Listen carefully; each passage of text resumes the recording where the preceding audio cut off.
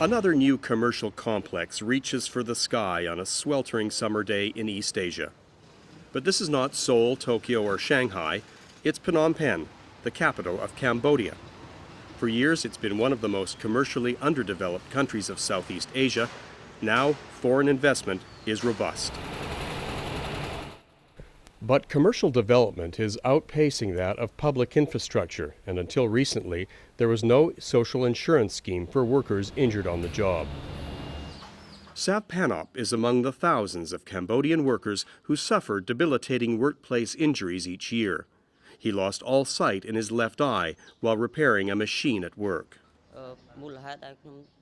I was changing the blade on a machine that cuts ceramic tile. When I installed a new blade and tried to cut another tile, the blade snapped into small pieces and flew into my eye. Pannop's recovery and rehabilitation took weeks. The cost for treatment were covered by a state-administered compensation fund.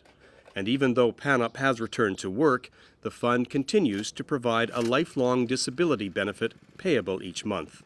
In collaboration with the Cambodian government and social partners, the Employment Injury Insurance Scheme was developed with technical support from the International Labour Organization and the Republic of Korea.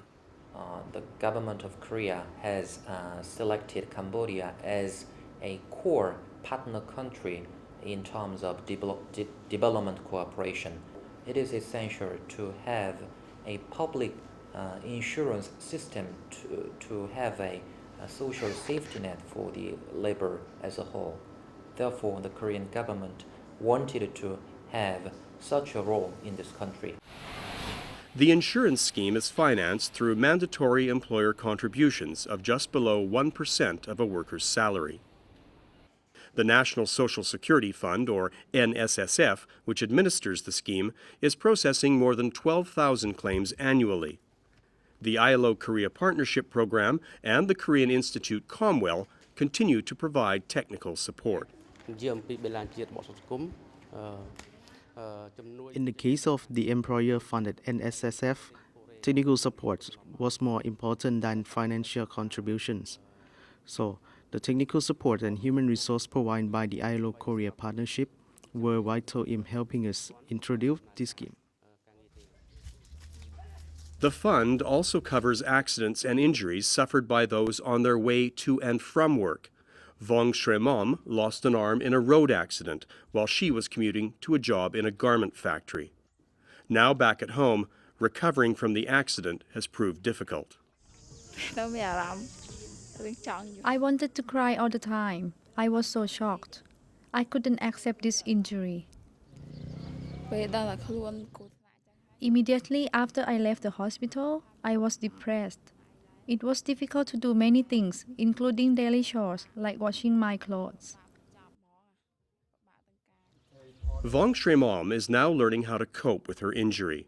She's able to do light household work, and she's receiving a monthly disability benefit from the NSSF. She too will receive it for the rest of her life. Motor vehicle accidents are common in Cambodia, especially those involving motorcycles. Ang Sreng's son was killed while commuting. The accident happened just days before his planned wedding. His father receives a survivor's benefit. My son contributed to our family income. When he died, we had nothing. Social workers direct me to the NSSF, and I made a claim with them. The survivor's benefits has helped with our expense and financial burden. For that, I thank NSSF very much. The ILO is a recognized authority in assisting countries in designing and reforming social security programs.